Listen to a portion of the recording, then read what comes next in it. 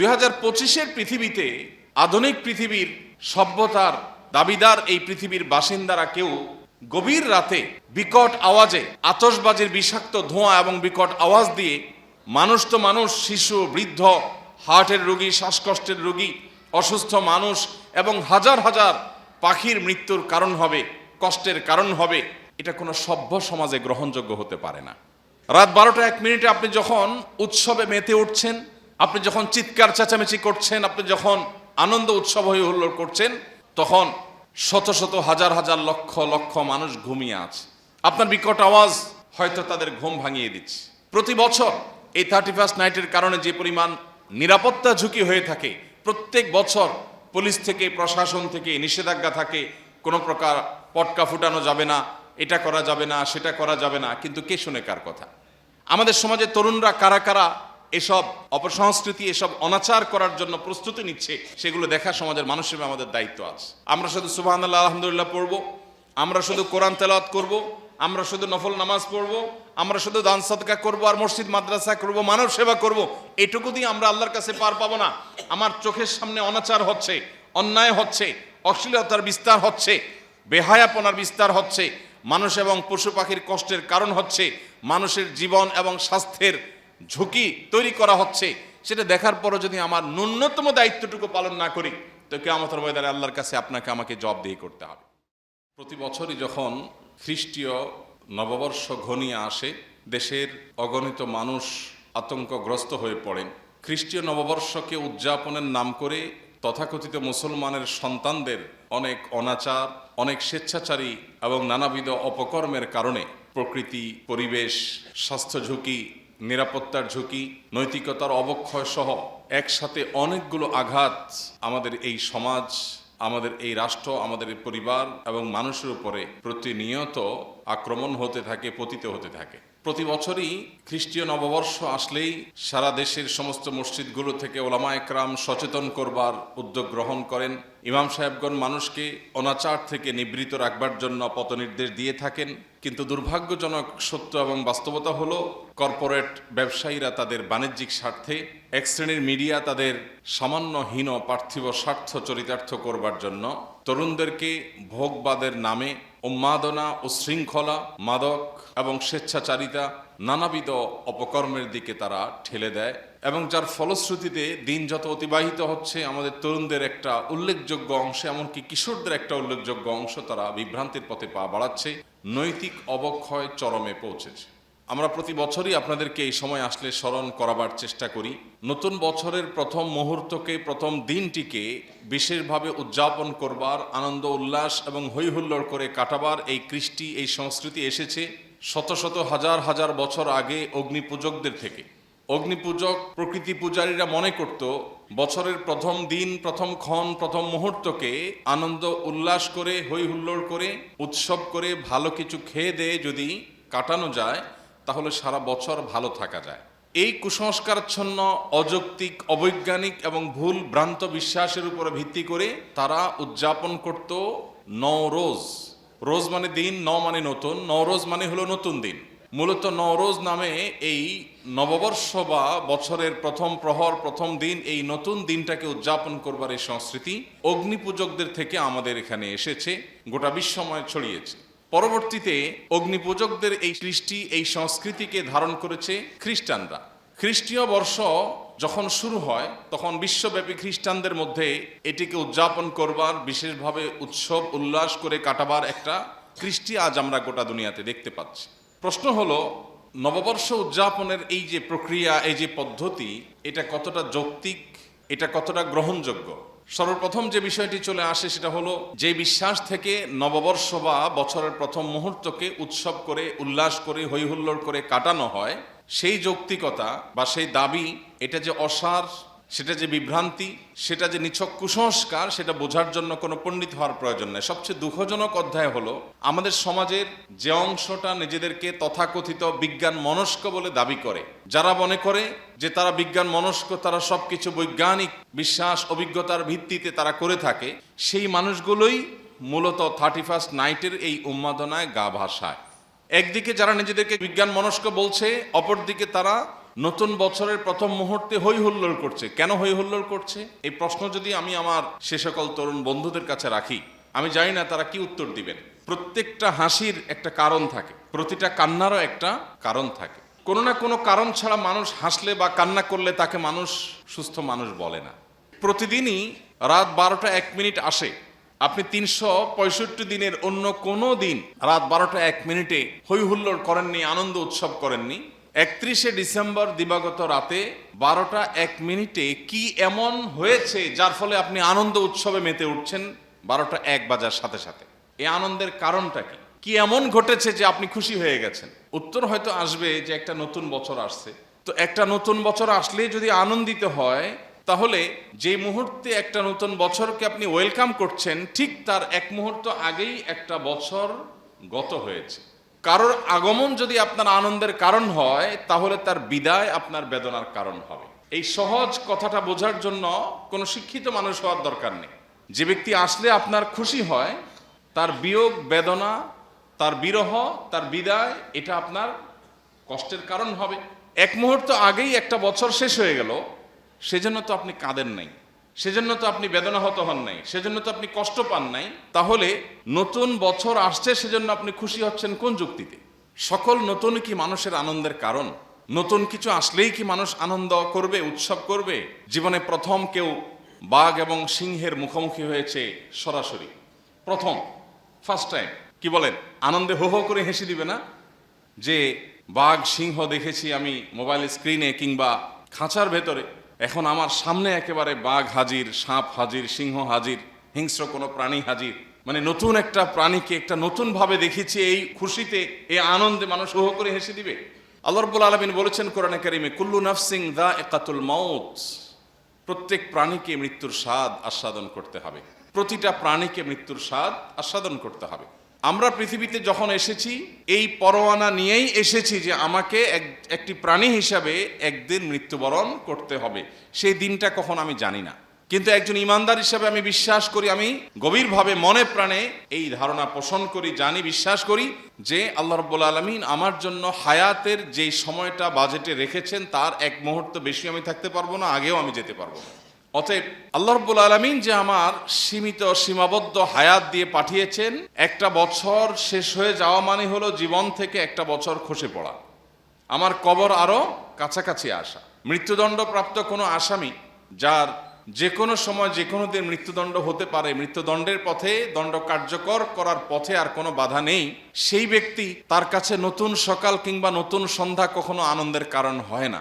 কারণ সে জানে একটা সকাল আসা মানে হলো তার জীবন থেকে একটা রাত শেষ হয়ে গেল, হতে পারে সে আর কোনো রাত পাবে না। একটা সন্ধ্যা আসা মানে হলে হয়তোবা তার জীবন থেকে সর্বশেষ দিনটি পার হয়ে গেল, আর কোনো সূর্যের আলো সে দেখবে না। আমরা মৃত্যুদণ্ডপ্রাপ্ত আসামির মত হুবহু না, কিন্তু আমরা মৃত্যুর পরোয়ানা নিয়েই দুনিয়াতে এসেছি। প্রাণ আছে মানেই হলো মৃত্যুর স্বাদ আমাকে আস্বাদন করতেই হবে। এরকম একজন মানুষ এরকম একটি বাস্তবতায় দাঁড়িয়ে নতুন একটি বছর আসলেই কিভাবে সে আনন্দিত হয়, কিভাবে সে উৎসব করে, কিভাবে সে হই হুল্লোড় করে।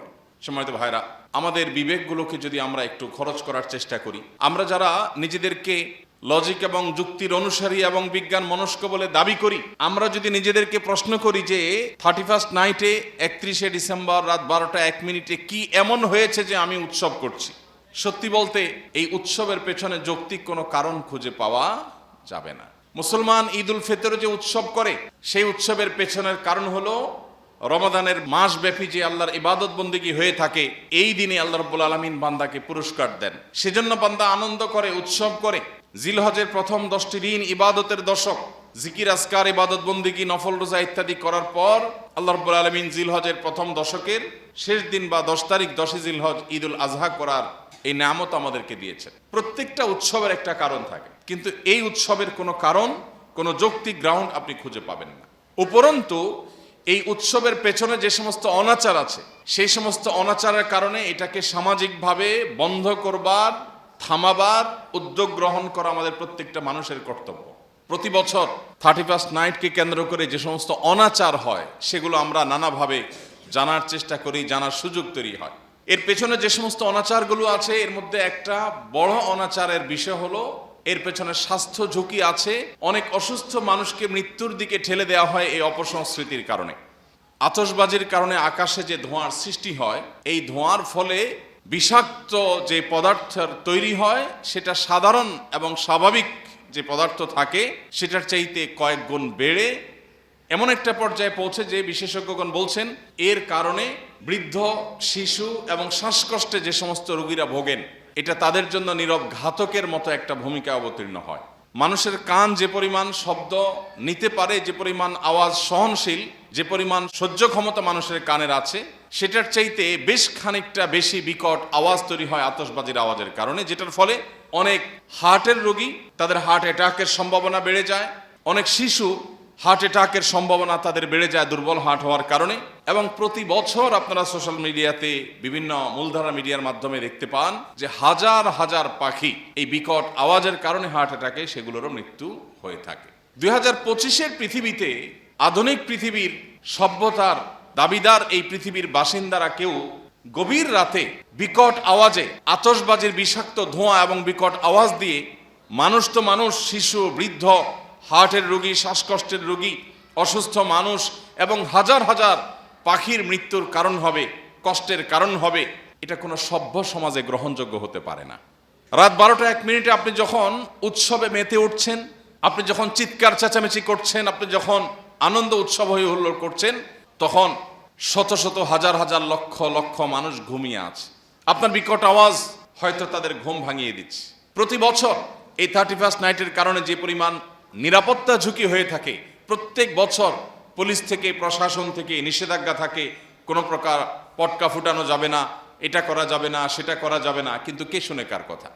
গত কয়েক বছর আগে আপনারা দেখেছেন, সবগুলো গণমাধ্যমে ফলাও করে প্রকাশিত হয়েছে যে এই আতশবাজি থেকে একজন নারী উদ্যোক্তা তার প্লাস্টিকের প্রোডাক্টগুলো তিনি তার বাড়ির ছাদে প্রস্তুত করে রেখেছিলেন ডেলিভারি দেওয়ার জন্য। এটাই তার সংসার চলার একমাত্র অবলম্বন ছিল।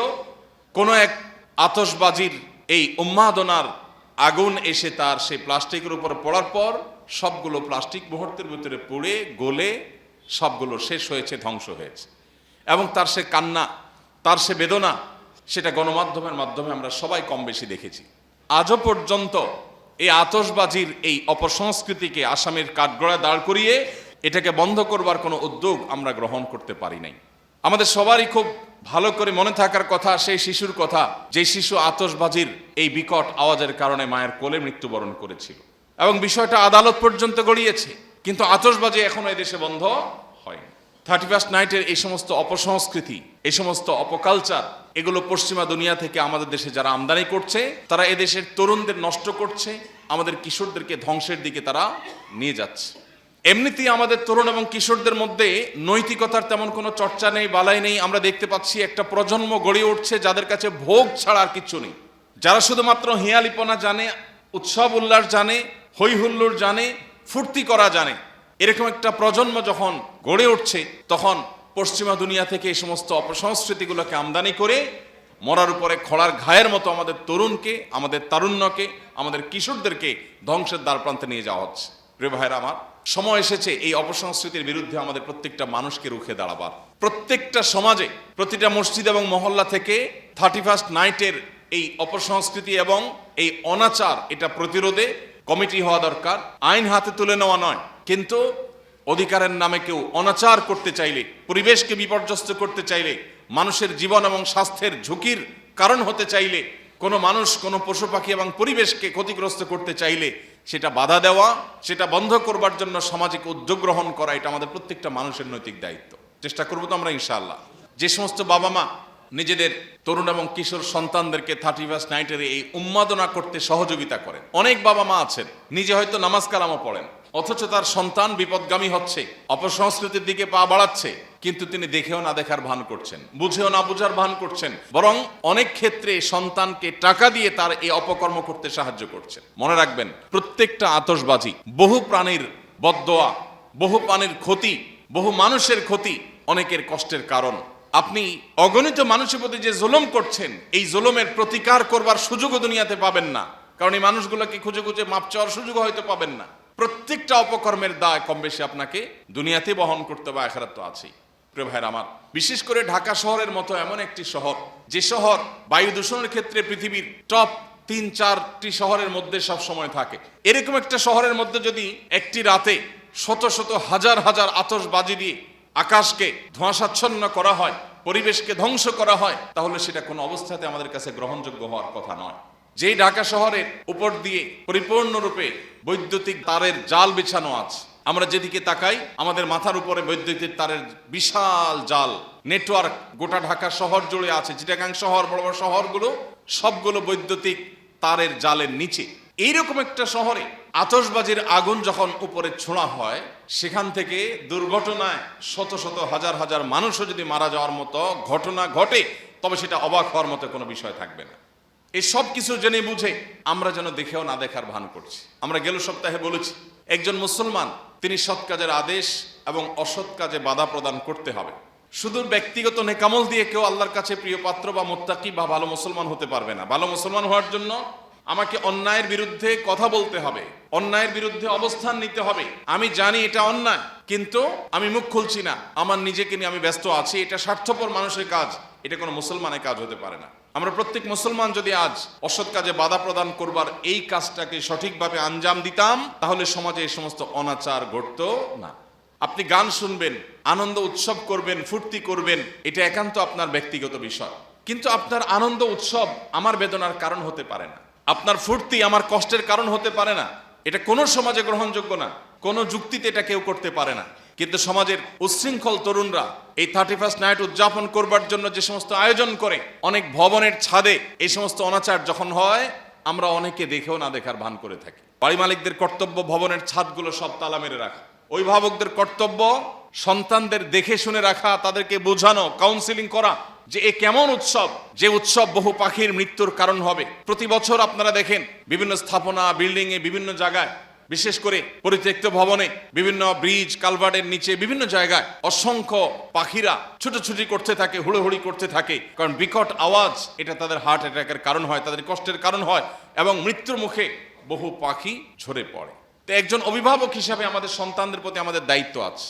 আমাদের সমাজের তরুণরা কারা কারা এসব অপসংস্কৃতি, এসব অনাচার করার জন্য প্রস্তুতি নিচ্ছে, সেগুলো দেখা সমাজের মানুষ হিসেবে আমাদের দায়িত্ব আছে। আমরা শুধু সুবহানাল্লাহ আলহামদুলিল্লাহ পড়বো, আমরা শুধু কোরআন তেলাওয়াত করব, আমরা শুধু নফল নামাজ পড়বো, আমরা শুধু দান সদকা করবো, আর মসজিদ মাদ্রাসা করব, মানব সেবা করব, এটুকু দিয়ে আমরা আল্লাহর কাছে পার পাবো না। আমার চোখের সামনে অনাচার হচ্ছে, অন্যায় হচ্ছে, অশ্লীলতার বিস্তার হচ্ছে, বেহায়াপনার বিস্তার হচ্ছে, মানুষ এবং পশু পাখির কষ্টের কারণ হচ্ছে, মানুষের জীবন এবং স্বাস্থ্যের ঝুঁকি তৈরি করা হচ্ছে। সেটা দেখার পরও যদি আমার ন্যূনতম দায়িত্বটুকু পালন না করি, তো কিয়ামতের ময়দানে আল্লাহর কাছে আপনাকে আমাকে জবাবদিহি করতে হবে। প্রিয় ভাইরা আমার, আমাদের প্রত্যেকটা মানুষকে সচেতন হতে হবে, অন্যদেরকে সজাগ করতে হবে, সচেতন করতে হবে। আল্লাহ আমাদের সবাইকে সেই তৌফিক দান করুন। প্রিয় ভাইরা আমার, এই 31st নাইটের এই অপসংস্কৃতি, একে তো এটার পেছনে অগ্নিপূজকদের কুসংস্কারাচ্ছন্ন বিশ্বাস আছে। কোন মুসলমান বা তথাকথিত বিজ্ঞান মনস্ক হওয়া দাবিদার কোনো মানুষও এই সংস্কৃতিকে তার গায়ে মাখাতে পারে না। দ্বিতীয়ত, এর পেছনে এত পার্থিব ক্ষতি আছে, এর পেছনে অনেক অনাচার আছে, সেগুলোর পাশাপাশি আমাদের চোখের সামনে দেখা স্পষ্ট যে ক্ষতিগুলো আছে, সেগুলোর হাত থেকে মানুষকে বাঁচাবার জন্য আমরা প্রত্যেকটা মানুষ এটার বিরুদ্ধে দাঁড়াবার কথা। প্রতি বছর 31st নাইট উপলক্ষে আমাদের দেশের দামি দামি হোটেল রেস্তোরাঁগুলোতে যে সমস্ত বড় বড় গানের এবং আমোদের আসর বসে, যে পরিমাণ মাদকের ছড়াছড়ি হয়, যে পরিমাণ অর্থের অপচয় হয়, তার সিকি ভাগও যদি ব্যয় করা হতো, তাহলে দেশে শীতে কম্পমান শত শত হাজার হাজার বনি আদমের শীত নিবারণের ব্যবস্থা হয়ে যেত। দুর্ভাগ্য আমাদের, আমরা টাকা আকাশে আগুনে পোড়াচ্ছি। আপনি আতশবাজি করছেন না, আপনি মূলত টাকা পোড়াচ্ছেন। অথচ আপনি যেই ছাদের উপর দাঁড়িয়ে আকাশে ছুঁড়ে টাকা পোড়াচ্ছেন, ঠিক তখনও যদি আপনি নিচের দিকে তাকান, হয়তো দেখতে পাবেন রাস্তার ধারে কোনো অসহায় শিশু মায়ের কোলে ঘুমেছিল। আতশবাজির আওয়াজে, আলোতে, বিকট শব্দে, ধোঁয়ায় সে নানাভাবে হয়তো তার ঘুম ভেঙে গেছে। সে তার মাকে জিজ্ঞেস করছে, মা, আকাশে কি এটা? বহু মানুষ এই শীতের কষ্টে ভালো করে উপার্জন করবার সুযোগ পাচ্ছে না। আপনি কুড়িগ্রাম, পঞ্চগড় এবং যশোর, কুষ্টিয়া বর্ডার এলাকার অনেক জেলাগুলোতে গেলে দেখতে পাবেন যে অনেক দিনমজুর এই তীব্র শীতের কারণে কাজ করতে যেতে পারে না, কাজ পায় না বা কাজ করতে যেতে পারে না। খাদ্যের অভাবে তারা রীতিমতো দিনাতিপাত করতে হয়। সেই সমাজের বুকের উপর দাঁড়িয়ে আপনি আকাশে আগুনে টাকা পোড়াবেন, এই বিষয়টি আমাদের বিবেককে একটা বার যদি আমরা প্রশ্ন করি, এটা কোনো বিবেকবান মানুষ করতে পারেন কিনা। আনন্দ উৎসব তো ইসলামে নিষেধ না। মানুষ বেঁচে থাকার জন্য হাসি কান্না সবগুলোই মানুষের জীবনের অংশ, এগুলোর দরকার হয়। কিন্তু আপনার এমন একটা উৎসব যে উৎসবের পেছনে কোনো যৌক্তিক গ্রাউন্ড নেই, যে উৎসব বহু মানুষের কষ্টের কারণ হয়, আবার যে উৎসবে অর্থের অপচয় হয়, যে উৎসবে ভোগবাদের চর্চা হয়, যেটাতে নৈতিকতার এবং আদর্শের কবর রচনা হয়, যেটা ভিন জাতি এবং ভিন দেশিদের কালচারকে ওয়েলকাম করে নিজের দেশীয় কালচারকে নিভিয়ে দেওয়া হয়, সেই সংস্কৃতি কিভাবে একজন তরুণ, কিভাবে একজন বিবেকবান মানুষ, কিভাবে একজন সচেতন নাগরিক গ্রহণ করতে পারে? প্রিয় ভাইরা আমার, এই জন্য আমি আপনাদের প্রতি উদাত্ত আহ্বান রাখতে চাই, এই অনাচার রোধে প্রত্যেকটা পরিবার থেকে আমাদেরকে পদক্ষেপ নিতে হবে। আমাদের সন্তানদেরকে বোঝাতে হবে, তাদেরকে কাউন্সেলিং করতে হবে, তাদের বিবেকের কাছে প্রশ্ন তুলে দিতে হবে, ছড়িয়ে দিতে হবে। তুমি এই 31 নাইট উপলক্ষে আতশবাজির জন্য যে বাজেট আছে তোমার, আমোদ ফুর্তির জন্য যে বাজেট আছে তোমার, সে বাজেট দিয়ে সামান্য কিছু মোজা, কিছু কানটুপি, শীতের কাপড়, এগুলো নিয়ে রাস্তার ধারে শুয়ে থাকা অসহায় মানুষকে দাও।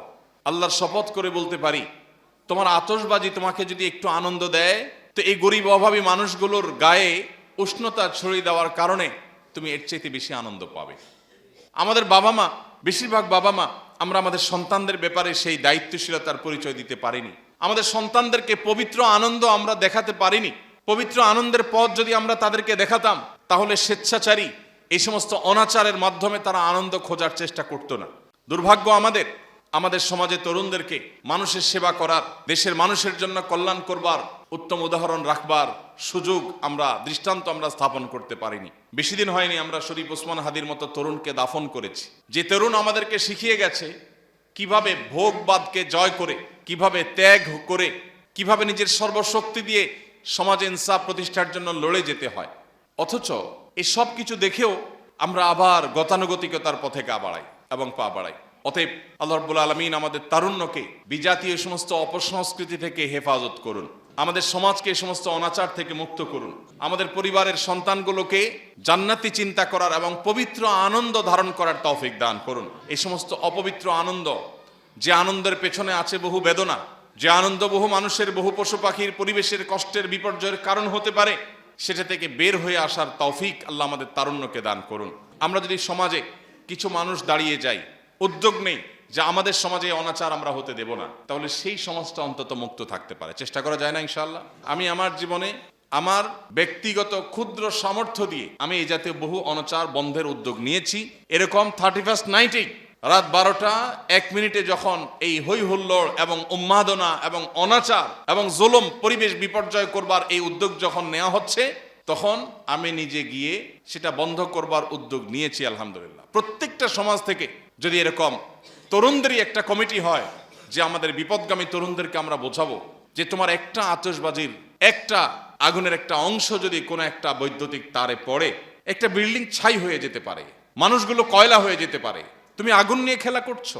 ফুর্তি করার তো একটা সীমা আছে, একটা রেখা আছে। আজ ভোগবাদ আমাদেরকে কুরে কুরে খাচ্ছে।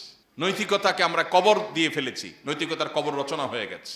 আবারও আমাদের এই বিবেকগুলো জেগে উঠুক, আমাদের অন্তর্চক্ষু খুলে যাক, আমাদের দায়িত্বশীলতা, দায়িত্ব সচেতনতা বৃদ্ধি পাক, এবং আমাদের অনাচার, জুলুম, অবিচার এবং মানুষ এবং পরিবেশকে বিপর্যস্ত করবার মতো এই জাতীয় কালচার, এগুলো নিপাত যাক, এগুলো বন্ধ হোক। আল্লাহ তাআলা আমাদের সবাইকে সেই তৌফিক দান করুন।